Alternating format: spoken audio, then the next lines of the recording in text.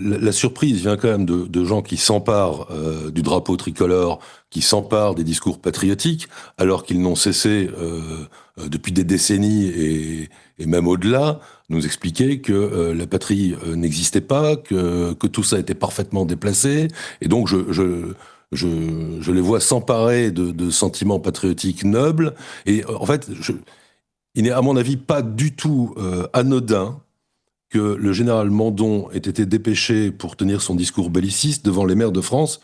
L'association des maires de France, c'est pas l'association des métropoles de France, c'est essentiellement des maires de petites villes et de villages. Et donc j'y vois vraiment comme un symbole d'un État abstrait qui nous parle que de valeurs et qui vient se saisir de la sève de la nation, au plus profond des terroirs, pour venir s'en nourrir comme elle l'a déjà très souvent fait, au nom de fiction. Vous voyez, enfin, je pense vraiment que la guerre d'Ukraine est aujourd'hui utilisée comme une opportunité pour accélérer le programme de démembrement, d'une part, de notre souveraineté et de destruction de notre identité.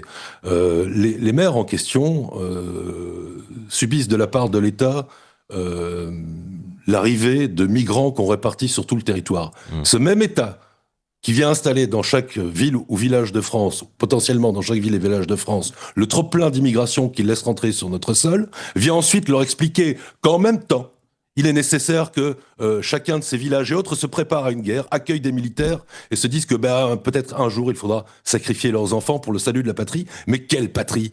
Quelle patrie? Les mêmes qui installent des migrants dans ces villages viennent nous parler de patrie. C'est une vaste blague, à l'évidence.